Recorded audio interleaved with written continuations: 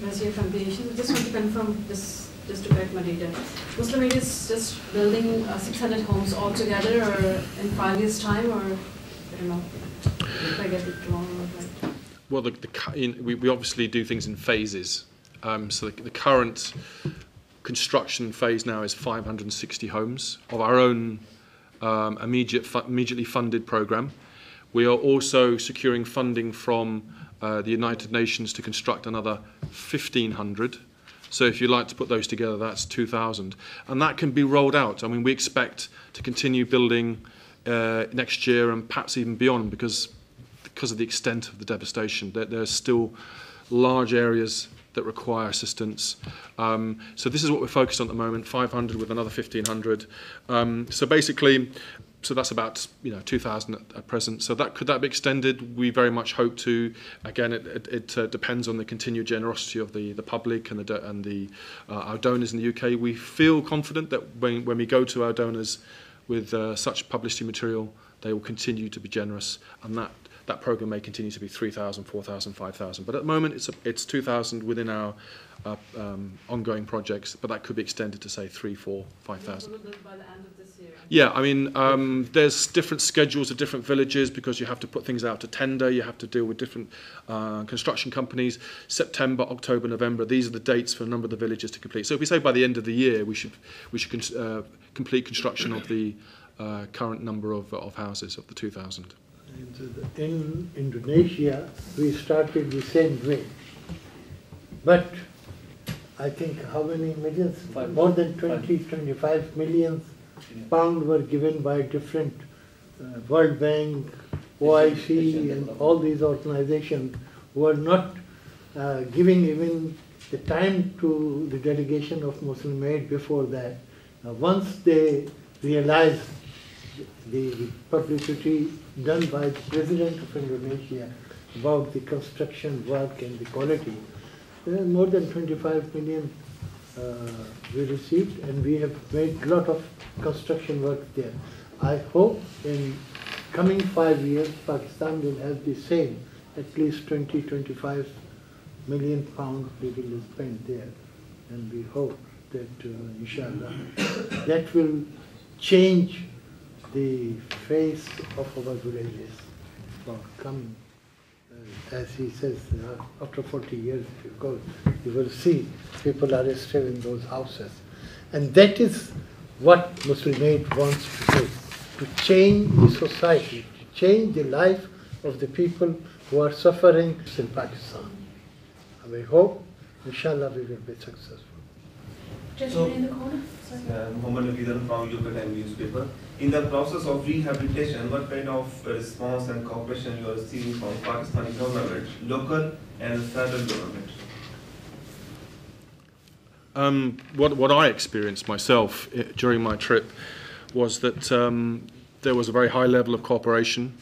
To put it this way, we had not experienced any significant delays or significant challenges or any barriers to our work. I think the thing that I was very impressed with was the level of local expertise of our staff. So it's not an area that was new to them. We've been working in these areas over many years. So the relationships they had with local authority figures was already established. And I think the sense of trust had already been established. So I think the only things that we were kind of spending time on was to ensure that the companies that we used for construction had gone through a tender process and that we chose the right kind of companies and that we were satisfied with the quality of their work, which is an inevitable delay. It's a good process to make sure that you're very happy with the people building your units. But in terms of local authorities, government, local government, we had not experienced any significant delays or barriers. In fact, it was quite the opposite. Yeah, my name is Asif Dar. I'm from Delhi, London. And my question is to Mr. Tanzim Wasfi. You said that you have made a 5-year plan for the construction of 30 to 40 villages. So how many houses you are going to build in 30, 40 villages, and how much it will cost? It's very difficult to give you the exact figure, but if at the moment we have more than 2,000 houses we are building in 1 year, then you can see it will be at least 5,000 to 6,000 or maybe more. There are a lot of organizations, even from UK. There are 2 organizations they promised, and they are so slow that if we have received that money, we could have more villages actually in construction at the moment. The Turkish NGO also promised 1,000 houses. There are so many people are coming. As I told you that at the moment, after this, what happened in Kashmir and NWFP, after the now this thing, this flood, the people have the sympathy for Pakistan and they want to do it. Problem is they want right people to give their money. If Muslim aid credibility is there, then inshallah, as we have done in Indonesia, I'm pretty sure that inshallah in Pakistan we can go as I hope as you have mentioned this amount inshallah. And a lot of other people are also working. If they all bring together to change the society, particularly the village society. Islamabad is one end of the stick. Then in your villages, I think I've seen the villages, the first time I went there, the mud houses have gone and people were sitting on the road, on their charpai. Now, if they have the houses, proper houses, inshallah, and these are the people who are creating food for, not only for Pakistan, the rest of the area as well.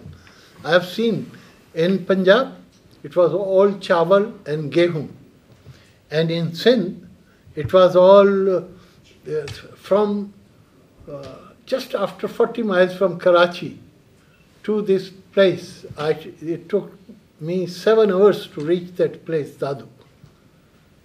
All gardens of mango and banana, from here to that place.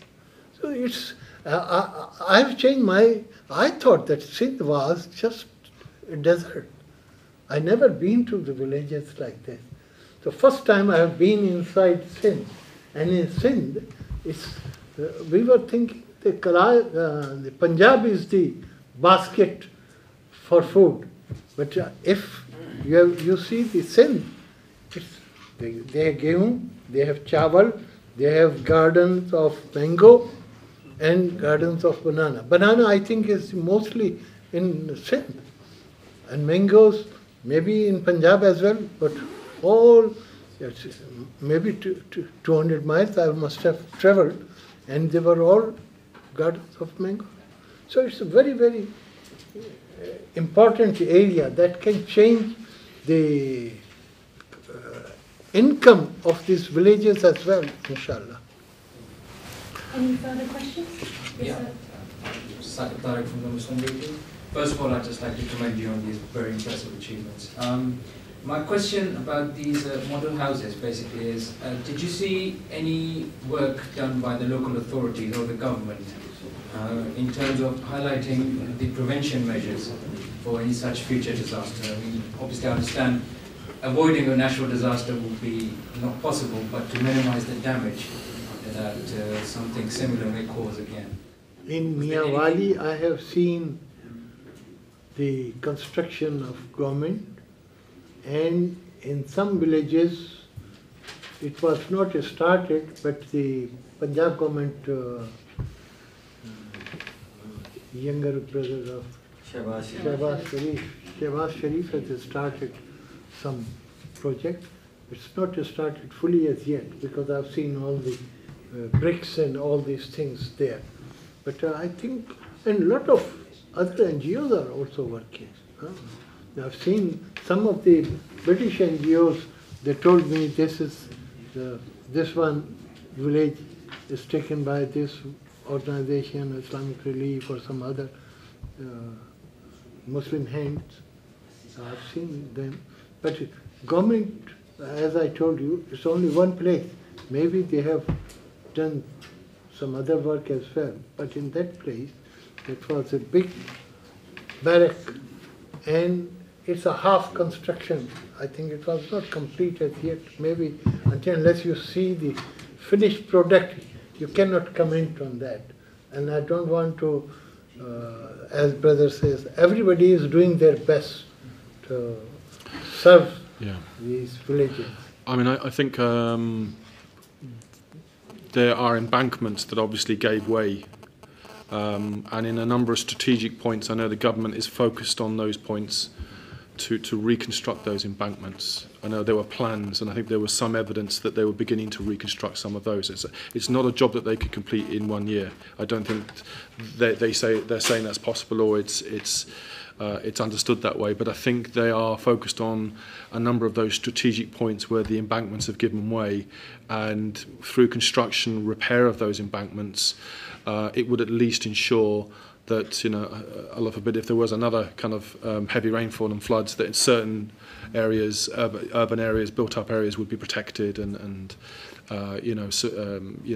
survive any further flooding. But I would imagine that that's a program that would probably take several years. Yeah, it's not something that would be completed in a year, but there was evidence of reconstruction of embankments. Yeah. Any further questions? My question is to Mr. Imran. You did mention about the land ownership issue. Did you get any intimidating response from the local landlord or particular landlord where you are building this house? No, we had not experienced that.